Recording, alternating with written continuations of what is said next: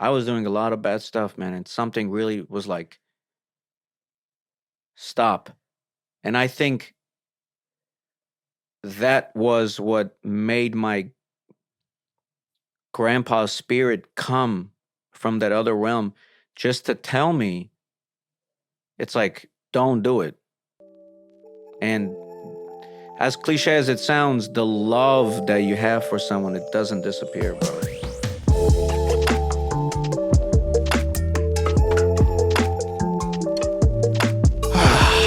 All right. The day that I never thought would come. Is it recorded?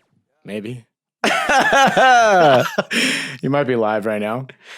Well, thank you for having me, man. Of course. Thank you for reaching out and being here. I would have had you on sooner if I would have known better. Yeah, well, I keep blocking your number. Is that why they're not going? That's why it turns green? No, that's because I got an old-ass Samsung. Oh. Here's the first time being at your place. May my feet bring you luck. It's an old Caucasian saying. And bless your father's soul, memories. It's lovely to have a photo of him. Appreciate it. It's my favorite photo. It's a good photo, huh? It's dope, man. Yeah, it's I'm actually talking to Gary now about recreating. You can barely see the hat, but I'm gonna talk to Gary about recreating that hat for me. Yeah. I'd like to sell them, make money off my dad's death. Yeah, well, listen, if not you, who else? Well, talk about 9/11, and that's a whole nother pigeonhole, but that's not why we're here. What happened 9/11? It was the Yankees lost. Shout out to our boy Gary Lely from Flushing. Yeah, he's a meth fan. He's a meth head? A meth fan. Was that hockey? Yeah, exactly. All right, and shout out to the Rangers. They just won 6-2. But this isn't a sports podcast, so No, it's not. So I don't know what it is anymore now that you're sitting in front of me. But I know we briefly spoke about what we're going to speak about. But did you want to start anywhere in particular? Because I feel like we have a few different channels to cover. Yeah. Well, I have to say why I wanted to come on to your podcast. I hate podcasts. Okay. I just don't like talking on the record. I've been to too many depositions and I don't like it. But yet you're a stand-up comedian. Yeah. And man, I never knew how powerful this podcast was. And I never knew how it's intense and it's beautiful. And one time I had a dream. Well, recently I had a dream, and you were in it, and I woke up and I was like, why is Ferrugio in my dream? And then I just saw a story that you had, because I would see clips of your podcast, Dead Talks, and then I listened to Penny Whitbrot. Penny Whitbrot. Yeah, but there was a lot of T's and D's and. There's a couple of D's that shouldn't be before the T's, but Yeah. But that was your first time listening to the show. First time listening. Yeah, that's a hell of an episode to start off with because that was a very intense, intellectual, deep conversation. Incredible, and we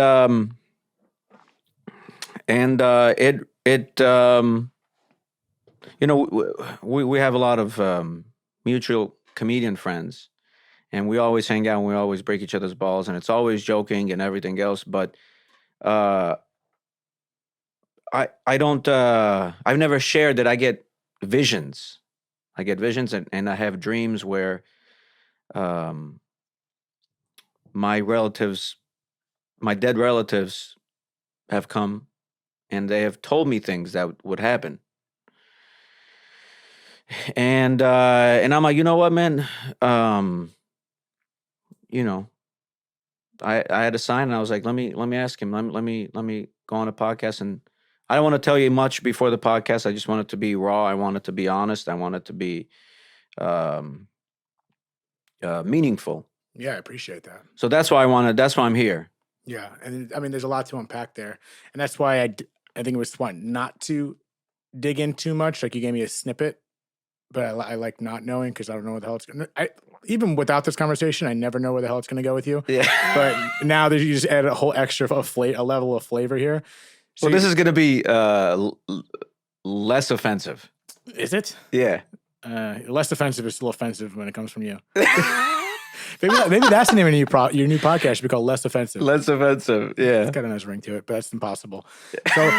So your dead relatives, your past relatives have been a part of your visions, or are your visions? I'll start with this. I'm born January 1st, New Year's baby, Soviet Union, last generation to be born in the USSR, or one of whatever. I have an older brother and a younger brother, very close. But I started having memories early on, maybe 2-3 years old, and I've always felt something very close to me missing. And we come to America. I'm 7 years old, and it's around my birthday, and I have a dream where this girl who is my age, blonde, curly hair, pointy nose, blue eyes, is playing with my face, caressing my face. Very familiar. It's one of my earliest memories. So familiar, this face. And I go downstairs and I tell my mom and my grandparents about this dream, and they start crying. I'm like, well, why the fuck are you guys crying? They go, we never told you, but you used to have a twin sister. Oh, fuck. She passed away when you guys were 1.5. You guys had like central nervous system problems, whatever, premature. She passed away. You were deformed. You had many sicknesses, and you survived. And then, my mom, she's psychic. She was a surgeon in Russia, but she's always had extra sense with stuff like that. So she kind of started talking to me about, intuitive powers and everything else. And that's the first time when I realized that I had this connection with the other world. I'm sorry, how old are you when that first happened? 7 years old. 7, okay. 7 years old. We were in North Hollywood. And then they never really spoke about her, because my mom, she always wanted a daughter. And then, because there's always photos of me wearing a dress, and I'm like, I'd look back and I was like, why the fuck am I wearing a fucking dress? She goes, yeah, your mom wanted a daughter, so she'd make you wear a dress. And I'm like, I could have made me turn into a tranny as an adult. Like, that's what happens when you fuck around with shit like that. And my mom was like, relax, don't be a pussy. By the way, audience, this is Fanto being less offensive, just for anyone listening, but go on. You know how it is, gender dysmorphia, whatever the fuck these people But call it. I was actually, that's the first, I just almost bumped into the mic, I did. Not that that's what we're going to get into, but I did have that thought. I was like, I wonder how much that has an influence on, I mean, obviously, I don't think that's just a choice you make most of the time in regards to your sexual preference or anything of the sort. But I wonder how much of that could have had an influence. Well, no, I've done a lot of research where they do cause that, because a misperception of what gender is when kids are raised by what kind of, depends on who they're raised by in one environment. Are you saying it can, or that's what it does? Of course, it does. Yeah. Yeah, that makes sense. If if you're taught that at a young age, I'm sure it has an effect. Well, yeah, that's why in the last, not to get into it, but it has, since it's become a phenomenon in the media and this culture. That's why there's so many on the spectrum kids, mostly females, autistic, who have identified as boys just to be accepted in their community. And there's an incredible clinical psychologist, Dr. Deborah So, she's been talking about it, Jordan Peterson. These are all clinical. And I used to work with like nonverbal autistic high functioning kids, and they would, all the stuff that in the classes they would talk about it. Right. It's just you can't because of stigma or whatever, you can't say that. It's like, how the fuck is all of a sudden this is so popular in the last 4 or 5 years? So and it does do that. It does whenever you treat your fucking boy or a girl like, oh, you're a boy, or whenever you're extra, whenever you're very masculine with the girl's gonna be like, oh, I'm fucking tomboy, and then they have no idea what the fuck. You have all this retarded teacher saying, yeah, maybe you should. Maybe you're not a girl. Maybe you should. So of course it fucks up with the kids' minds, especially when they're so easily manipulated and easily affected when they're on the spectrum, and they need extra care. So it's like, oh, I have to be more accepted. It's all it's all statistics, because it's usually the percentages. It's boys to girls who think they have to transition or whatever the fuck that is. Boys to girls. It's mostly boys to girls. Then what were you saying about mainly girls on the spectrum? It has been like a huge increase from autistic girls, young girls. Got it. Young girls. And especially when they've passed laws in California where a psychiatrist is not allowed to legally tell someone that they have gender dysmorphia to go see a therapist. That's a law. That's a law that they've passed in California. I didn't know that. 4 or 5 years ago. That you can't legally tell them that you have gender dysmorphia. And then you have all these other medical whatever. It's like they're pushing this thing. And they I mean I don't want to talk, this is. Let's go back to when you had a dress on and what happened from there. Kind of lost sidetracked pretty heavy there. No, I mean it's I was just curious. Everything has to be spoken about. Everything has to come to the surface so people can be aware. Because the reason why people are afraid to admit one thing or afraid to say one thing is because if you don't stand up for what you believe truth is, then everyone is like, oh, I don't want to say this because it's going to offend these people, and then it just rolls over. The incorrect information, incorrect knowledge, incorrect patterns roll over, and it fucking hurts more people than helps. Yeah, I think that's the problem in regards to when we're talking about just stifling people's speech in regards to this opinion. Even if you don't agree with it, like people can say some messed up things.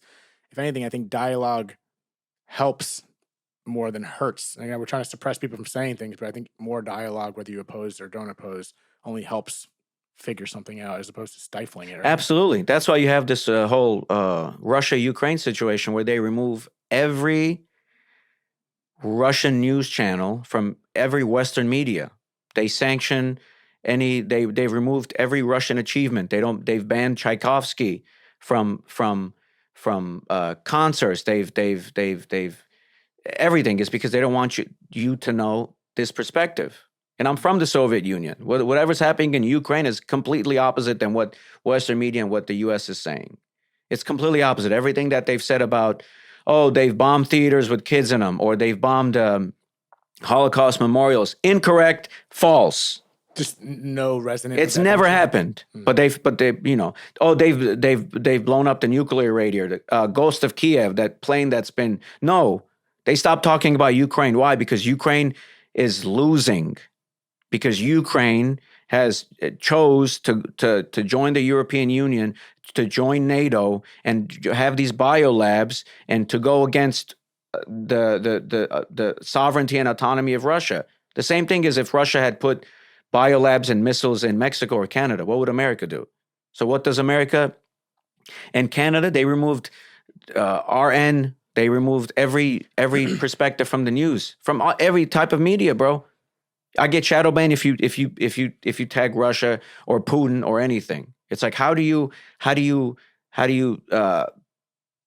erase the second largest military, the biggest physical nation in the world? What? They're doing it. Well, they're doing it. That's why it's like everyone it's all these bots. Everyone's like, oh, support Ukraine. What are you supporting? What are you supporting? What are they supporting? Well, you're supporting a country that's the only country that has incorporated actual Nazis from World War II into their military reserves. How do I know? I'm from Ukraine. My family was very powerful people in the Ukraine in political society. I come from a very powerful family. Gorbachev didn't want my grandfather to leave because he wanted to be the president of either Ukraine or Armenia. That's the family that I come from. Jesus. Like my grandpa was involved in the Bay of Pigs. Like I have family that fought in World War II, for World War II. Everyone in the Soviet Union, everyone I know that have people that have passed away. America thinks they won World War II. They defeated the Nazis. Incorrect, because they don't teach you that. That's the thing I was going to say is that I didn't learn until I feel like later in my life. compared to what I was taught about the World War, about how many people Russia lost. Not Russia, it's Soviet Union. Sorry, Soviet Union lost. Yeah. It was exponentially more than any other country. 500,000 Americans died fighting in World War II. Mostly, it's counting Pearl Harbor, Japan, Northeast Africa, Mediterranean, 30 million, 27.5 million Soviets died. Russians, Armenians, Ukrainians. 27? 27 million. 27 million. Should we fact check that? 100%. 100%. No, I'm not going to do that. I'll do it later. Anyone. I knew it was north of 20 for sure. So let them, any one of your listeners, message me that anything I've said wrong about the trans, about autistic, about Ukraine, that's happening right now, about Putin, about World War II, about any of that. I feel like I'm talking to Dave Chappelle right now, one of his bits. Yeah. So, my grandfather is the main character of the story that I'm going to share with you. Okay. He was the most important person in my life, in all of our lives. He was the main patriarch. And 4 years ago, he died. 5 years ago, on Christmas Day, in my arms. And we buried him on January 1st, my birthday. This is how crazy it was. I was at the Comedy Store, and Dane Cook was performing, and that was and my grandpa had terminal cancer. He had lung cancer. And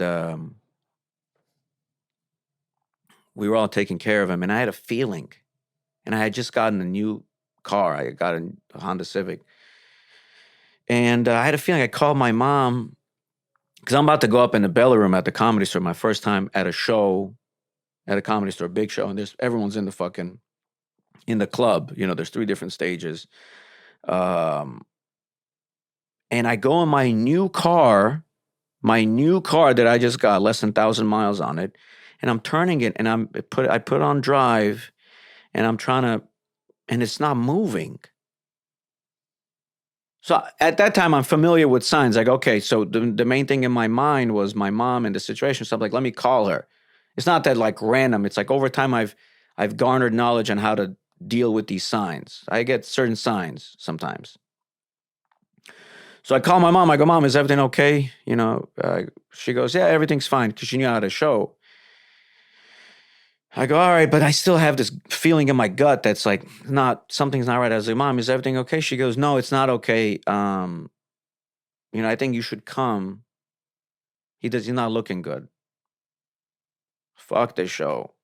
The Comedy Store can suck my dick. All these comics can suck my fucking dick. Yeah, I've been doing this for 6 years, every day and day and day now. I've sacrificed everything for this. This is my grandfather. So I go home, and he's not looking good. He was fat, beautiful light blue eyes, white hair, and he lost he was like maybe 240, and he was like 80 pounds. Fuck. Lung cancer.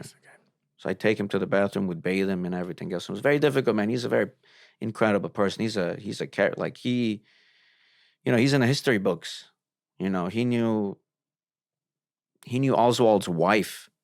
Oswald, who supposedly killed JFK. His wife was a train conductor in Minsk, Belarus. People don't know that. Like he was a very powerful person, man. And so I'm sleeping that night, and my mom, she starts panicking. She goes, hurry up. He starts, having a seizure or whatever. And then she's calling the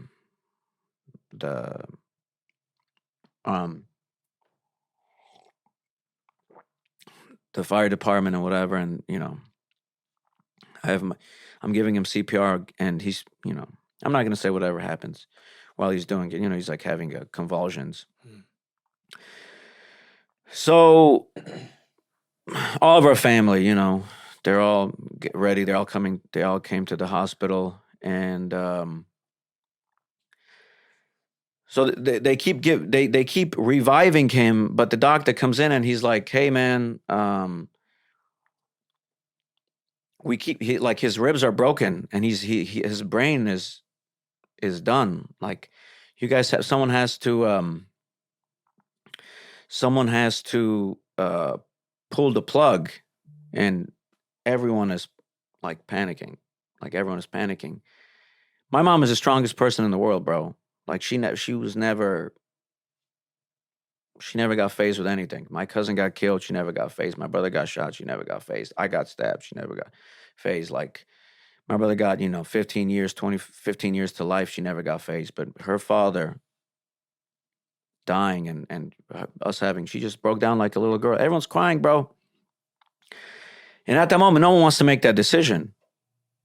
And and my cousin had come. He's a brain surgeon. Even he doesn't know what the fuck to do. So I go into the waiting room, and I'm filled with adrenaline, and I just immediately get so exhausted. I just lie down on a couch like this, not going away from the house, whatever. This isn't away from the hospital, any situation like that.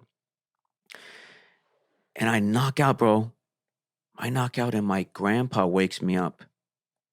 My grandpa wakes me up. He goes, "Hey, no one's going to pull the plug. The thing is going to go off again. I'm not coming back. Tell your mom, stop crying. I'm not coming back. No one's going to pull the plug. I'm going to go by myself." Okay? And immediately, thing goes off. Ding, ding, ding, ding, ding, ding, ding, ding. As I wake up and I tell my mom, I go, "Mom, Yura Pop," his name was Yura and we called him Pop. The doctor comes in, he goes, "So you guys have to make a decision. We can't keep compressing him because all his ribs are broken and his brain is." And I go, "Mom, Grandpa came and he said this and everything." And she quickly said everything. He just said, he said, "Don't do nothing. He's gone." And then the doctor was like, "Yeah, he's no need to pull the plug," like that. And my mom stopped crying. Like that, bro. I was filled with adrenaline. So much fucking adrenaline. I don't know what the fuck to do. Mm. I have to stay strong. I'm the man of the house. So what do you do? He just passed. I'm saying from that point on, I mean, is that the first main figure of your life that you've lost at that point? No. He's the most important person. He was Right. he was the meaning to my life. He Right. was my cousin was murdered. My friends were murdered. I mean, I grew up in a gang environment. Yeah. I'm the only one to not go to prison in my family. My brother went to prison. My dad went to prison. Not my grandpa, my father's side, they're all, so I come from my father's side, they're all organized crime. My mom's side, they're doctors, civil engineers, naval engineers, very, So being around all that stuff and then you lose someone like that in your life, how do you, I can't relate to that background, but I feel like there's a level of toughness in your family or just from seeing and dealing with what you've dealt with. How do you cope with that? I couldn't. I Well, did a lot of bad stuff. So things got worse with your actions? Yes. I mean, it took me 2-3 years. It was so hard. I didn't even speak to my mom for 1 year. We just couldn't speak. It was just so difficult. We couldn't show weakness. It was just, I went, yeah, man, I started doing drugs. I started drinking. I started, doing a lot of foul stuff, because I was already in, kind of established open micer, comedian, and but when my grandpa was like, "Hey, who am I trying to impress?" So I go all out, bro. Like I get, well, I can't say, but I went back to that active life. My friend come in and go, "Hey, man, this happened, whatever," and I got in some, well, let's go handle it, homie. Like I wanted to die. I wasn't gonna commit suicide. Fuck that pussy shit. But like I wanted, I was like, fuck it. What the fuck am I? I lived my entire life just for him. So, all the pent up anger, frustration I had, like I stopped doing comedy because I did a show at the Scene. It was like a ghetto ass bar in Van Nuys, and I was like roasting this dude's girl, and then some shit happened, and then I was talking and then On stage. on stage, Yeah. yeah. And I went to the bathroom, and some shit. These dudes came. They go, "Hey man, we didn't appreciate." So we just started I start socking them out, Like, fuck this whole comedy shit, homie. I went to gangbang mode. And, people are like, what the fuck you doing, bro? So, I was like, fuck comedy. I'm done with comedy, bro. Fuck all this shit. I'm going back to making money. And and then I had people come in, and I'm not a fucking retard. I was like, calm down. But that's how I dealt with it. It was very difficult. Just anger and lashing out. Everything from years of pent up, like, go to school, don't do what your brother did, don't do what, just you're good, But that's in the future. So when my grandpa passed, so now we have to get his prepare him for the burial. And in Armenian culture, you have to do all that within 40 days. They say within 40 days in apostolic Christian culture, the soul is here for 40 days, and then you got to do everything. Within 40 days, or they say 40 days the soul is here, and then after 40 days you got to go. And they meaning Armenian culture, or is they this they? The soul. I'm saying, is that just a general belief? It's Orthodox. Okay. Orthodox Christian. Greek, Russian, Ukrainian, Orthodox. And so during that time, my older brother was in prison, and there was he already had strikes. He's already a known gang member. It's a very bad prison in California, level 4, and that means it's like riots. There, it's like they push the politic line hard, race wars, politic line hard. The smallest thing could erupt in madness. Jeez. Okay. And my younger brother, finally got out that street life and was in Santa Monica College, wanting to go to UCLA. Like I went to UCLA. I went to UCLA. Dropped out of law school. And I have a cousin. My cousin Tina. She was engaged to this guy. She was about to get married maybe about a month or 2 months from that point on. And I wanted to beat him up because he had whatever it was. I said, as soon as I see you, I'm going to beat the shit out of you. So I wasn't talking to my cousin's side of the family.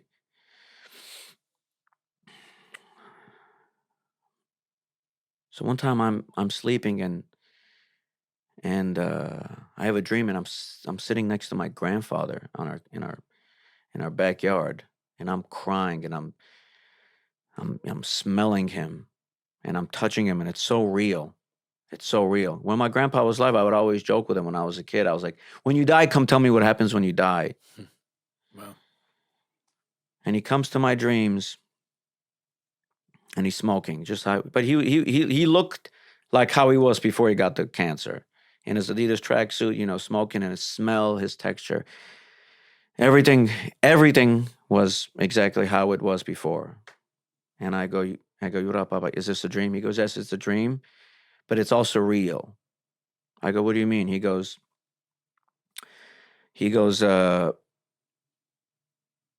don't beat up your cousin Tina's fiance. They're not going to get married. Don't upset her. She's the only sister you have. They're not going to get married. And I go, what do you mean? He goes,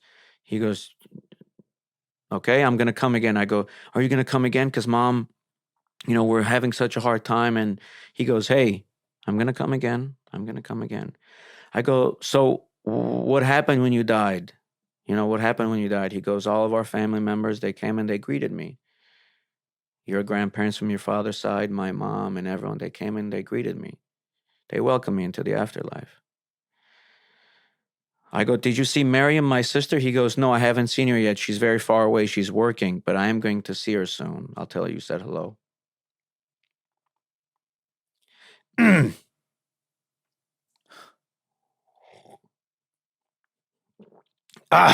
What is it?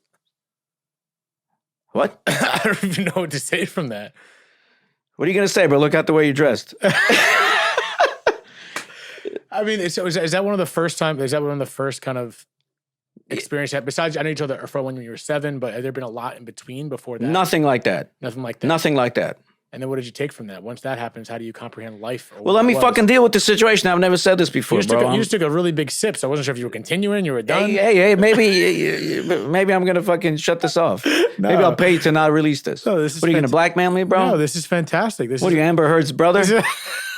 I hope not. She still got $2 million apparently. Nah, bro. It's all a setup for us to not know what the fuck is going on. It's that the whole case. Anyway, him coming into my dreams was a huge thing of understanding what this concept of reality was. Right. So he comes. So I wake up and I tell my mom all these things, and she starts crying. She goes, "Why doesn't he come to my dream?" And I go, "He says these things. He told me these things." And I woke up and I wrote every single thing. And a few days later, he comes to my dreams again.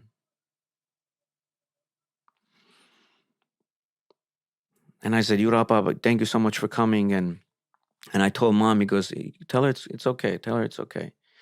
Tell her it's okay. He goes, hey, don't upset your brother Michael.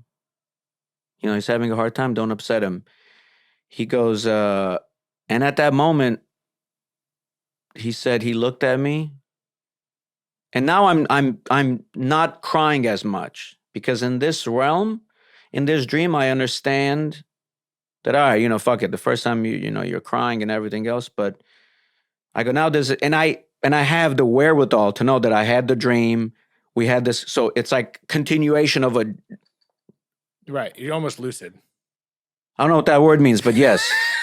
Yeah, you're okay. You're just. I used to date a girl named Lucid. Albanian chick, Muslim, really good. Her brothers didn't know. Okay. So it's a continuation of that dream. So it's not like. And he goes, when you bury me with my reading glasses, my handkerchief. He had a lucky handkerchief because he always read, and our dog's necklace. He loved our dog Jekka. He goes, I want to be buried with that. Tell your mom and your aunt I want to be buried with that. Bro, as soon as I wake up, my mom calls me. She goes, oh, and in that dream, he said, tell your brother everything's going to be fine. Tell your brother Michael everything's going to be fine.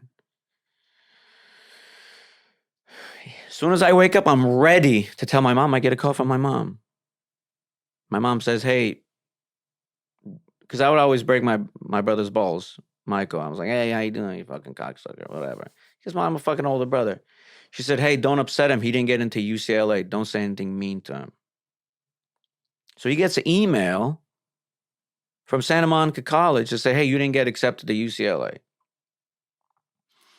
So, okay, I get Mom, I just had this dream, and she starts crying again. She goes, what? If he comes, tell him, why doesn't he come to my dream? I go, anyway, he said this. He wants to be buried with this. She goes, okay. So obviously, there's a lot, the whole, her dealing with it. I'm telling her handkerchief and everything else. When I'm saying, okay, I'm just summarizing days and. Yeah. I have another dream, maybe, a week, 2 weeks, and then he comes again. But this dream, my older brother is waking me up. My older brother comes to our house, runs up the stairs, wakes me up. My older brother's in prison, doing a lot of time. And he says, Yurap is here. He wants to talk to you. And I go downstairs in my dream, and it's my grandpa. And my grandpa was not looking at my older brother. He was upset at my older brother. I'm like, Yurap. And my older brother's name is Yuri. I go, and I'm sitting next to him, and I go, why, Yura's here. Look, I can't believe Yura's here. He's in. He goes, he's going to be fine, but I don't want to talk to him. I'm upset at him. Because there was a riot that happened, and it was a very bad riot, and they were going to add charges to my brother. And another charge is going to be life.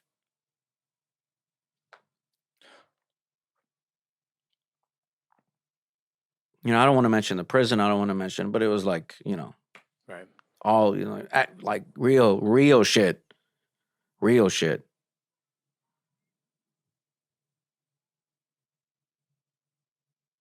And he said, I'm not going to come for a while. And he said, you're going to know that I'm here, and it's good. It's good. He goes, it's good. It's good. He goes, все нормально. Everything's going to be normal. And I didn't see him for maybe until during the burial. Let me skip forward. After the burial? Until his presence was known. Okay. Maybe a month after, I'm just skipping because whenever my cousin had changed the wedding plans, her fiance had a fucking panic attack, and this fucking pussy just fled. I don't know what happened.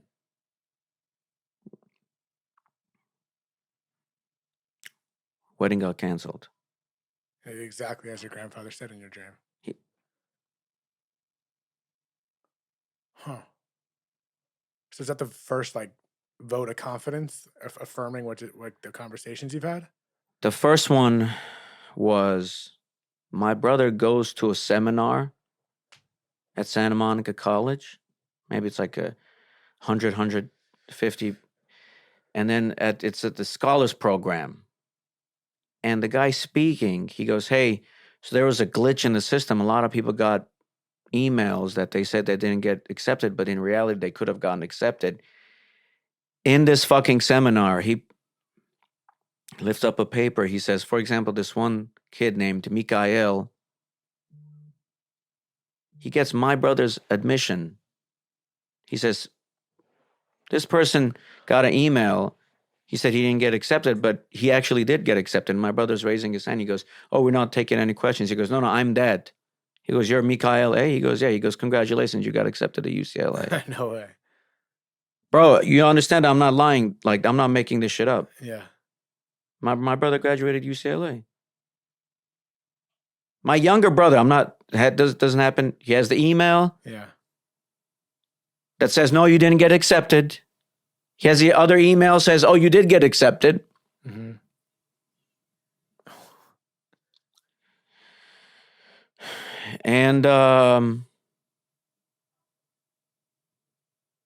And maybe months pass after that riot. So, they put my brother in the hole, and no one snitches on what happened, because it's Southsiders versus the blacks. Southsiders are like Mexicans, anyone that has a 13th, any Southern gang versus Northern Mexican gang, and they side with the blacks and Asians, and then the whites and Southern Mexicans and gangbangers, Armenians, whatever. Any gang member that has a 13, they all link up.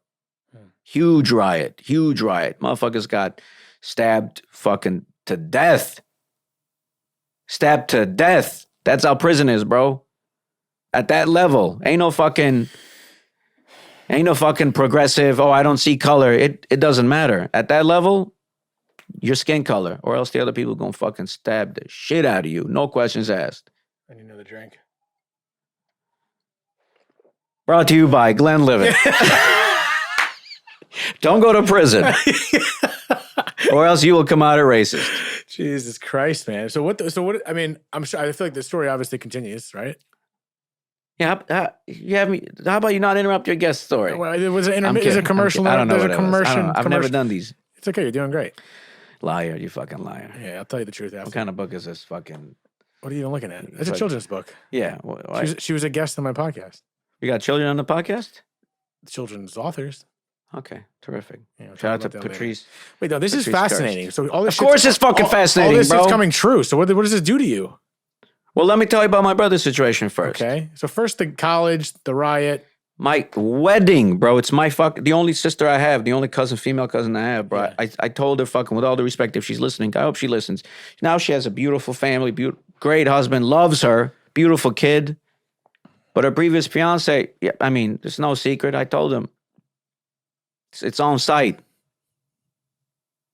But you were gonna beat him up until you had that dream, I was gonna beat him up regardless. even with the dream. Yeah, my mother. You know, I mean, at that moment, I didn't believe. I don't want to retroactive. I've never seen him since. Okay. If I see him, I might slap him. I mean, I've gotten older, wiser. I got 20 minutes of new material. I'm a happy person. So anyway, bro, they want to charge everyone, and especially my brother because he's a known gang member. He's in charge, you know, whatever the fuck that, and they know no one, and they release him. They said he's not coming out for another 20 years. And he just gets released because no one snitched. No one snitched. Is that not how it normally goes? There's usually someone says what's up. It's not up to me to speak. Yeah, don't speak on that. About that. Yeah, let's not get one You watch first. It does, you know. Yeah.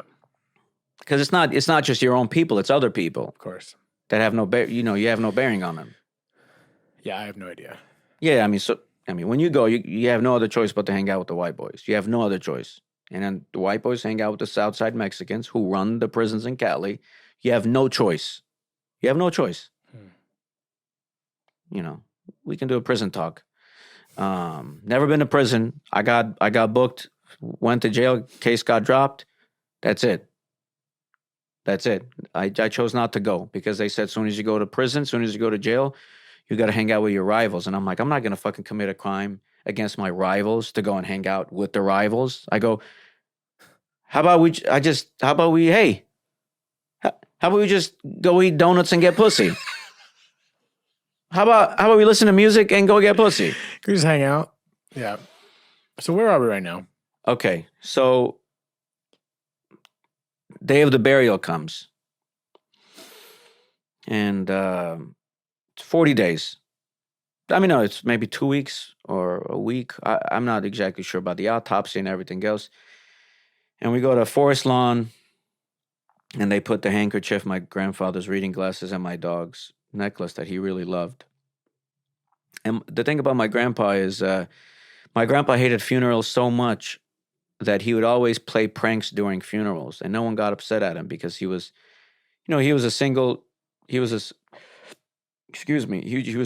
just a solo kid that he lost 7 sisters and brothers. They all died at birth or at a young, kids die in my family, knock on wood.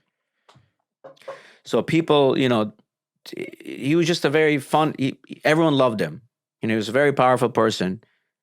He was in charge of all alcohol production in the largest, most influential city in the entire Soviet Union besides Moscow, Odessa, Ukraine. Odessa, Ukraine is where organized crime in Russia started from. And he was in charge of alcohol production. Alcohol in the Soviet Union for Russians, it's like water for fish. Okay. Very, very powerful person. So he would always, when his friends would die or his friends' fathers would die, grandparents, he'd always play pranks. He would always, they would be like a what do you call it when there's like a group of musicians playing when they're like a very big orchestra. He'd always one of the stories is one of his powerful friends had died and he can't handle sadness and the conductor's waiting for them to lower the body before he starts, and then right before the conductor, he would just jump in front of the orchestra and do something, and then the orchestra would play in the wrong time. Oh my God. And he would always do something like that. So it was good. No one minded. Well, no one could do anything because he was also a very influential person, but he was a very caring person. He was very funny, but also you can't cross the line with that person. Like he's always been doing that. Yeah. So we're moving the casket towards the the burial ground, and the priest, it's like an old, Russian Armenian priest. He's really getting on my nerves. He's not really taking, he's like, and I don't know what happens, and it's like a downhill part, and this guy, he says, make sure you're holding the casket tight, and he slips, hits his foot on a the grass thing. Sprinkler. Hey, bro, I'm a thesaurus. I'm here. Bro, English is my fifth language. All right, fucking help me out. I'm not judging. I like this. I feel useful. Yeah, bro. And then he's about to fall face first into the fucking thing, and my cousin grabs him. And it was like a very clown fall. It's like someone tripped him. Okay. I'm pretty sure my grandpa had something to do with it, but I that's just something that I'm like, because everyone would talk. My grandpa was the things known. Yeah. I've never seen anything like that in my life. I've been to fucking funerals. The fucking main priest, when he goes, hallelujah,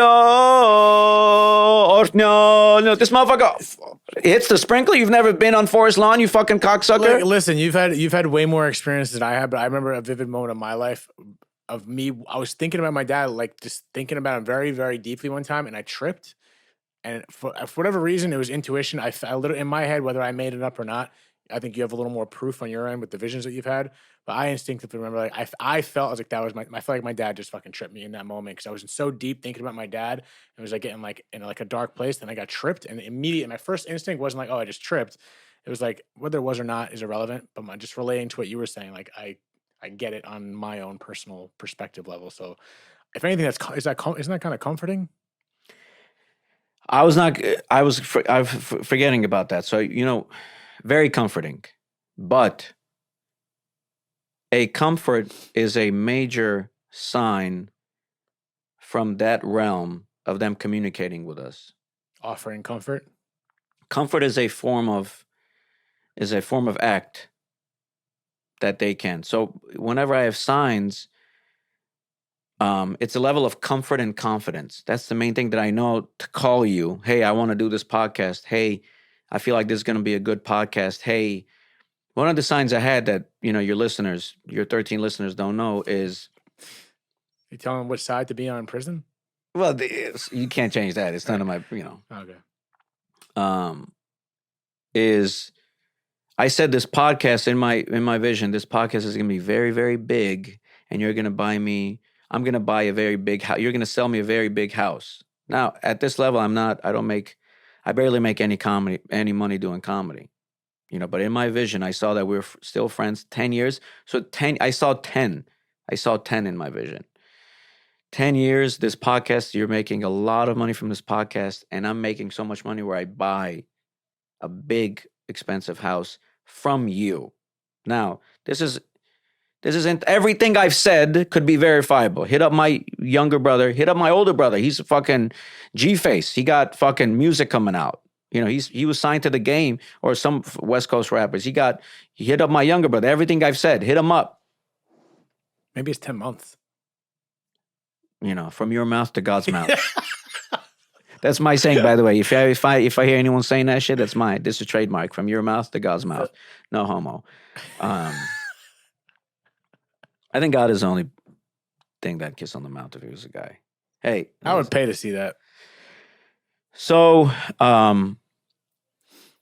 it's comforting is because I realize that there's free will and there's destiny. Okay? Destiny is, I believe we come from a perfect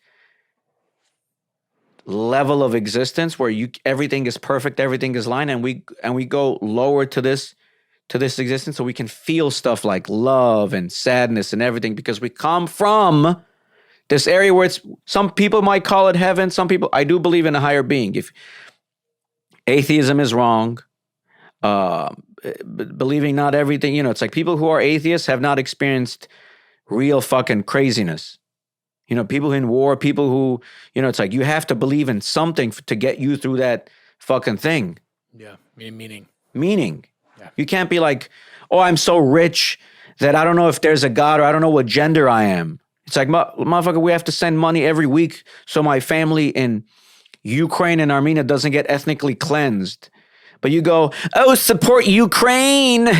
Oh, support Ukraine, Zelensky. Oh, yay. You know, you have no idea what the fuck is happening. You have no idea. You're supporting Nazis, actual Nazis. Not fucking confused people in Mississippi or whatever. KKK. The KKK doesn't even exist anymore here.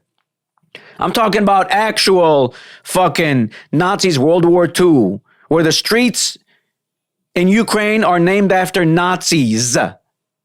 Not Nazi sympathizers, Nazis. It's like Russians, it's not just Putin, it's all of Russia, every Russian sympathetic country is they're fighting for survival. How can you be against cancer culture and understand that they don't even allow you to Venmo people. They don't even allow Russians to use the airports in Europe. You can't even Venmo anyone in Russia. It's like you guys are okay with the population suffering because you know it's like you guys are fucking evil. These rich fucking liberals are evil. They go, oh, we have to ban all guns, but let's send every fucking gun to Ukraine. Knowing they cannot send them planes because Russia will bomb Europe. Oh, we're just going to send them anti-aircraft and anti-tank missiles, but Russia and Belarus. It's like, when has Russia lost military war? So anyway, you know, I'm converging fucking between things, but it's like, I just, because a lot of these people that come on your podcast are these psychiatrists and nurses, that lovely lady, incredible fucking story. And it's like, I'm a real motherfucking person, homie. I'm a stand-up comedian. Amen.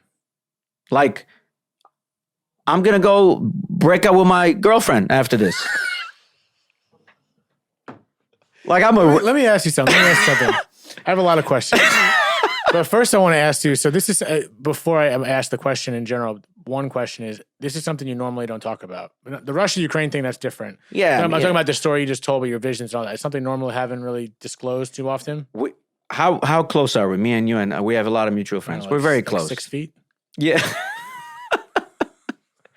I'm having a good time, except your haircut is really. That's why I'm wearing a hat right now. If anyone watching on YouTube, he can't even see my hair, so he's trying to diffuse right now. Well, we've hung out maybe every other weekend during the fucking pandy, during the lockdown. I saw you more then than I did now. Yeah, but we stay in touch.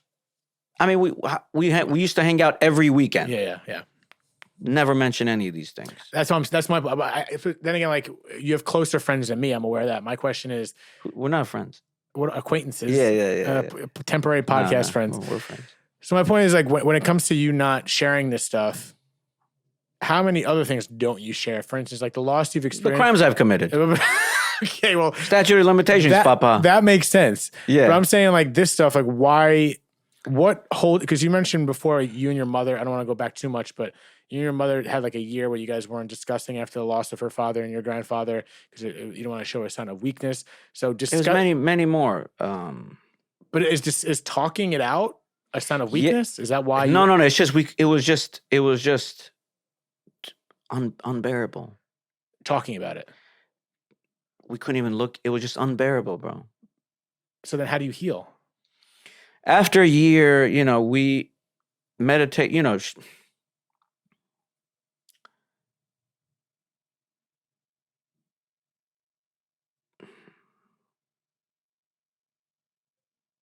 Just otherworldly power.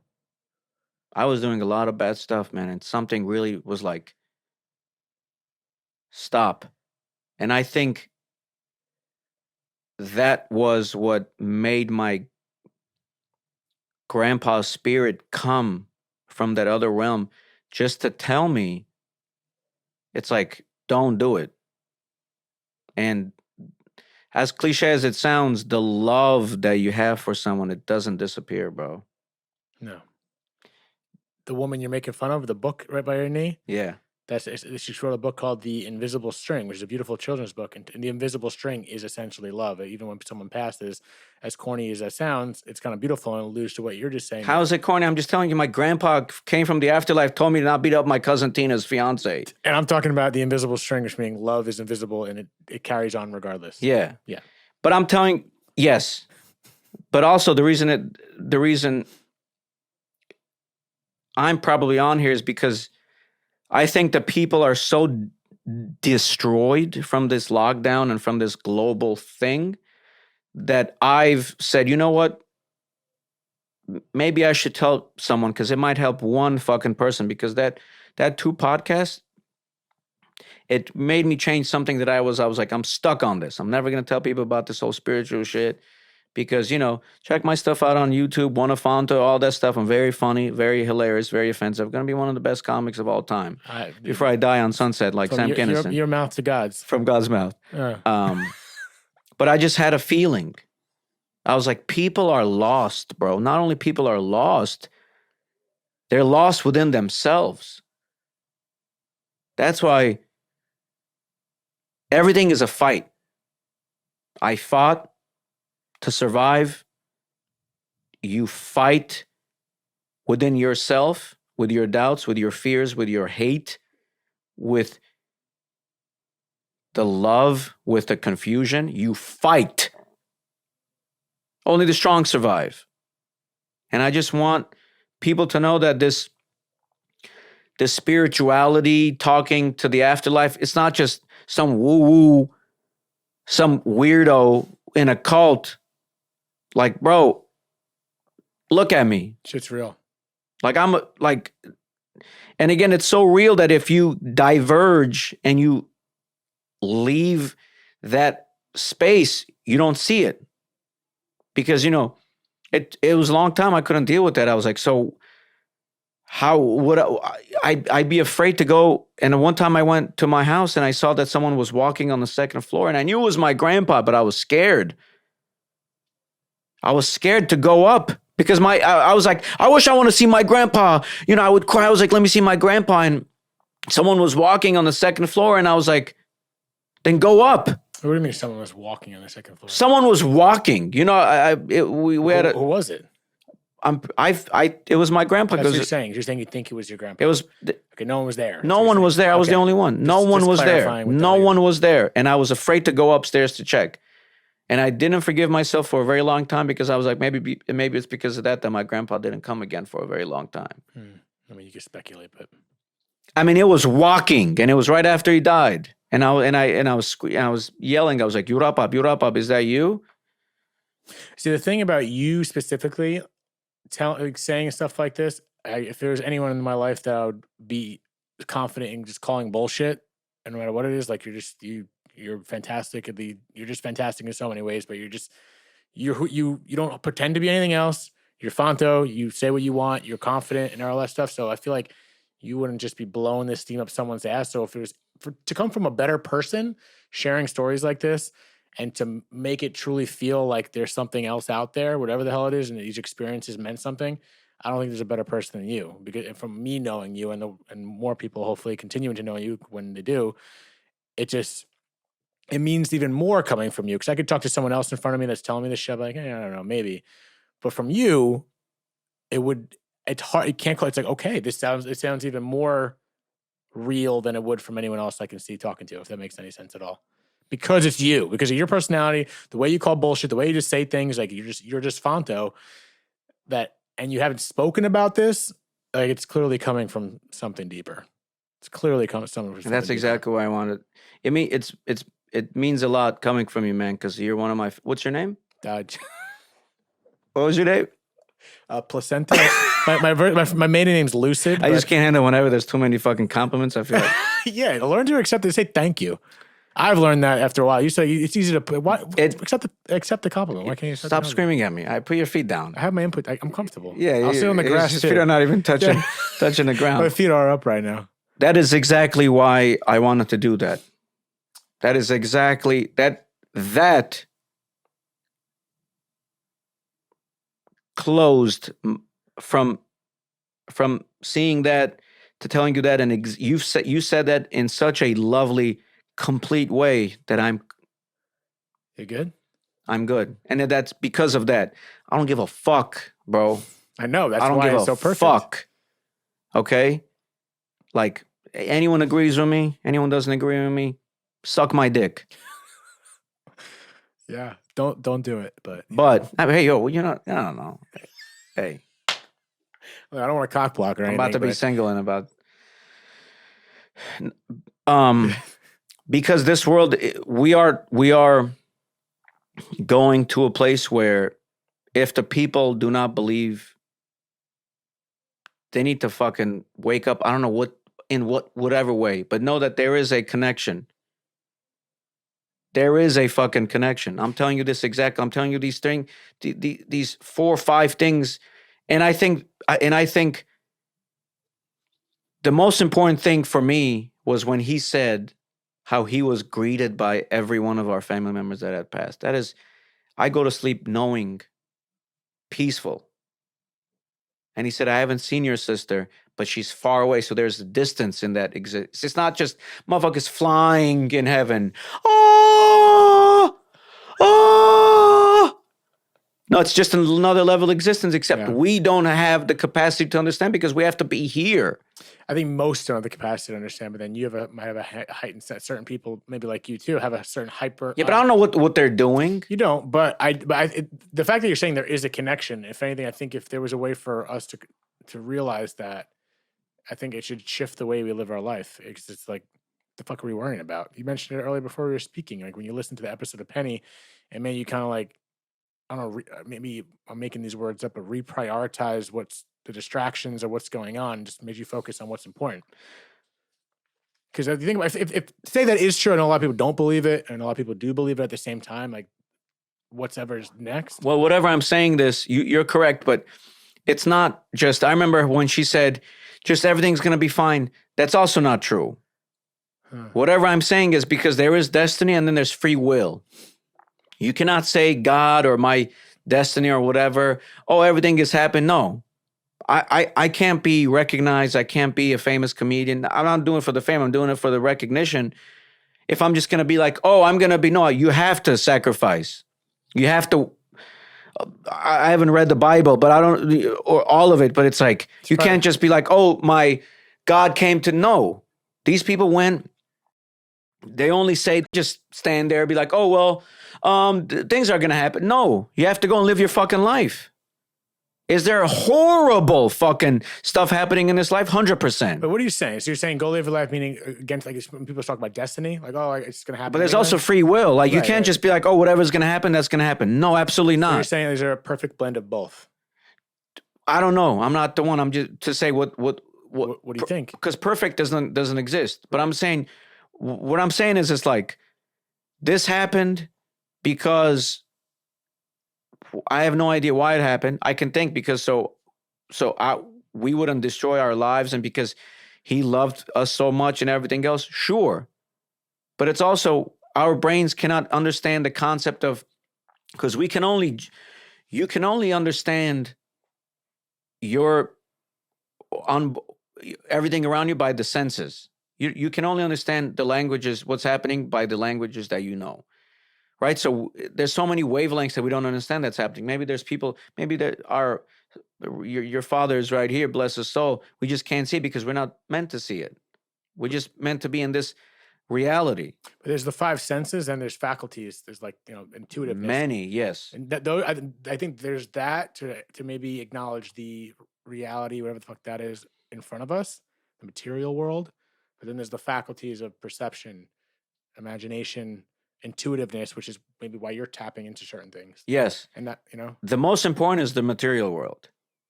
We're in this life. There's things before we were born, and there's things going to be after. We have to enjoy this. This is fun. Yeah. You can't, because I would always drive around and be like, my grandpa, and I can't wait until the afterlife. It's like, nah, bro, what the fuck? Go enjoy. Go have McDonald's ice cream. Go get your heart broken. If you've, now I don't know how, some kids, I don't have the answers to how some people are born into a hell, and then some people are born into. But it's the reality, and there's known, unknown, and unknowable from The Alchemist. That's the only thing that stood. And it's like, I'm just telling you that I don't want people to come in. The whole meaning of this thing, I believe, is love and everything enjoying. But, there's also shit that happens. But it's like, you have to enjoy it. You gotta enjoy it. But fuck. You gotta enjoy it even through everything. You have no other choice because you're gonna fucking die sooner or later. You do have a choice. Bro. You have a choice to be miserable if you want. Yeah. That's what it's easier, and it's easier to be miserable. So my point is, like, we got to enjoy it. It's taken me a long time to get to a point where I'm still not fully enjoying everything, but I'm starting to enjoy the shitty things, if that makes sense. Like, in the moment when bad shit happens, whatever it is, like, it's how terrible it is. But when you take a second to realize the way you look at it, it's like maybe this. When you said you would enjoy everything, you can't enjoy the shitty things, as weird as that sounds. If you just look at it like, oh my God, okay, what the fuck am I learning from this? As opposed to why is this happening? Why, like, all the negative, there's so many negative ways of trying to understand it when a shitty thing's happening. When you're in the middle of a shitty thing and you look at, okay, what am I trying to learn? What am I going to learn from this? Maybe that's the enjoyable aspect of those negative, shitty things. 100%. So much easier said than done, but if anyone is listening to this and they go, hey man, I'm in a very bad place, and I have a history of being fucking molested, and my parents committed suicide, and that one girl I was listening, and it's like, my suggestion is definitely believe that there's a higher being. Definitely do something spiritual that you haven't done before. Definitely do something like, and that's coming from me, where I had a horrible for when I was born, bro. When I was 2 years old and I was trapped in an earthquake with my grandfather, December 7, 1988, in Armenia. There was a huge earthquake. Most of my family members died in that entire fucking building. The only people that survived was me and my grandpa, because our dog Gina saved my life. So I was born in that. Jesus, you're saving this for an hour and 7 minutes into because it's too much. It's too much. Jesus, man. Okay. December 7, 1988, there was an explosion that caused an earthquake because that city, they say the Kremlin did it because it was the end of the Soviet Union, and, it was in Lenakan, and my mom had just dropped me off from Moscow, and then she had to go back to her place, and everyone died. And you were in that building? I was in that building. And my grandpa forgot that I was in the crib because my grandmother had elephantitis, and elephantitis is a sickness where your limbs get so big that you can't move. So my grandpa forgot about me, and all the fucking things were falling, crumbling, and he took my grandpa out, and we had a dog named Gina. Gina refused to get out of the building, and my grandpa realized that I was in the crib. My grandpa was my father's side, a big weightlifter. He picks me up from the crib, and the building crumbles, the wall crumbles, and we're stuck under a grandfather clock, and they pick us up after 12 hours. What the hell? I was 2 years old, baby. And then they take they take all the kids that survived the earthquake, me, my brother, my cousin Tina, and her brother, to Odessa, Ukraine, for mental trauma treatment. December 7, 1988, Leningrad earthquake. Destroyed 1% of the city. I'm looking this shit up so I don't remember it. Forget it later. That's Jesus Christ, Fanto. This is like a whole nother level of the fucking conversation. I've never mentioned anything. But you realize how much of an event like that controls who you are without you even knowing? Of course. I used to freeze when I saw construction until I was 9 years old, and then they sat me down. They go, hey, listen, stop being a pussy. December 7th, 1988. What was it? Earthquake. I mean, it's coming right up on the search. Yeah, look at the photos. Jeez, you were in this? Yes, and they made a song.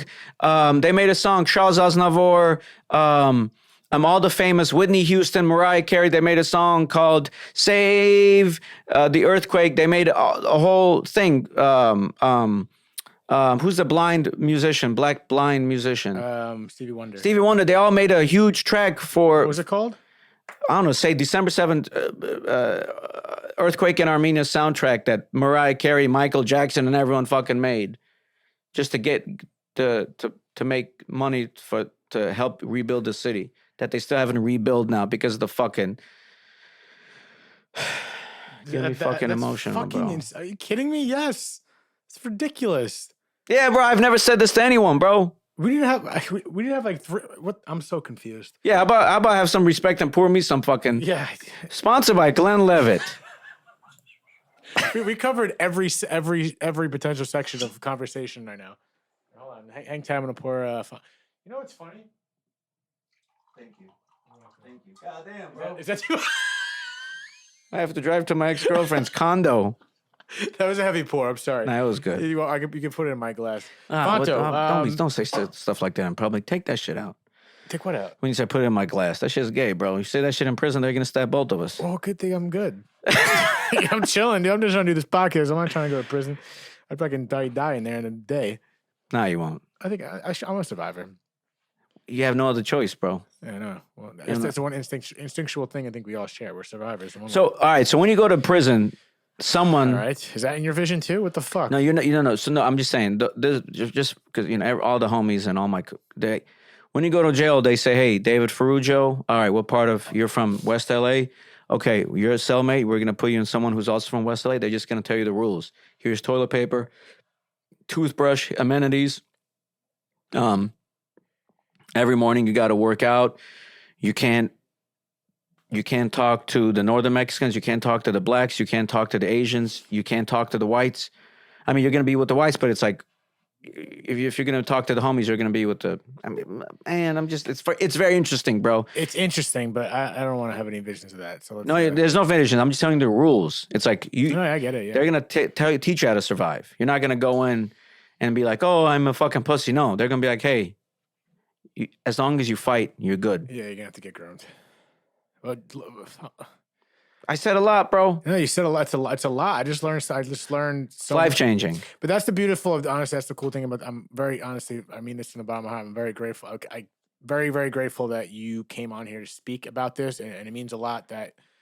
I mean, you'd even be comfortable speaking to me on this, let alone put this on the public light. Granted, this isn't live. Well, you're gonna put this up? We've been streaming the whole time. Hell yeah. No, but I mean. I appreciate you doing this because absolutely, man. You have a crazy and like interesting way. Like the life that you've had is just so you wouldn't know unless you have these conversations. Like we could have continued our friendship for X amount of years, and when the hell does this come up? Only if you like, it's not a conversation that comes up, and the fact that you shared it in this depth. It's a lot to digest. I'm like actually a little bit flabbergasted and flustered right now because. There was so much. What does that mean? I'm confused. Okay, just say overwhelmed. Yeah, I'm overwhelmed because there's so much information there. Reminds me of ESL class. You need your own podcast.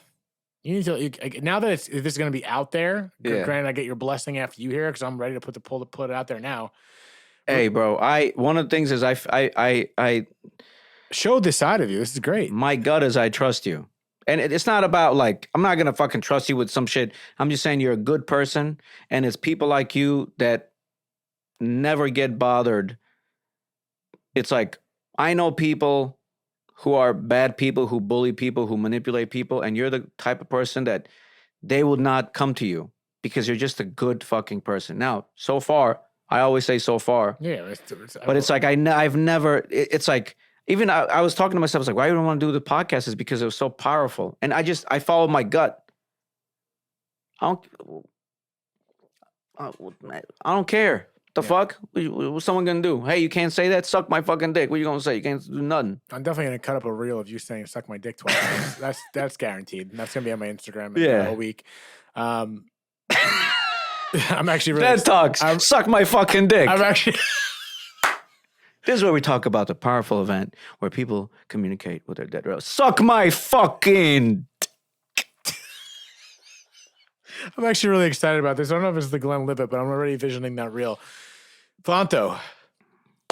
I might have to have you on again, to be honest, because I feel like there's so much more to uncover. But you make me nervous, excited. You make me laugh. There's a lot going on in this episode, and I really appreciate you being here. Fanto, I'm going to add everything on like the description and all that shit. It doesn't matter, bro. It doesn't matter. But if you want to drop, I'll put it on down there. Wanna.Fanto. You have like 12 Instagrams. Because I keep getting shadow banned and blocked. Why do you keep getting hacked, though? Why, if you're getting blocked, why are people starting fake Because accounts? I say you can't force the vaccines on people, bro. Oh, we're not going down that route right now. We're good. We got prison. We got gender dysphoria. We got Yeah, we started with trannies immediately. You started with that. Yeah, hey, because I went down the rabbit hole. It's okay.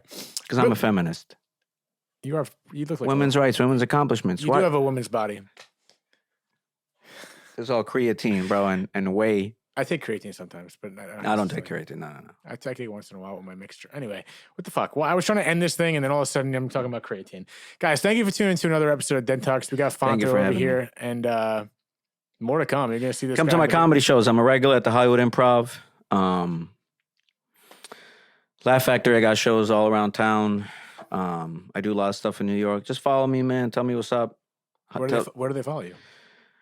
I got a website, fantocomedy.com, but I need someone. If you guys want to make my website, I'll pay you, but not too much. And then Wanna, WANNA _FANTO on Instagram.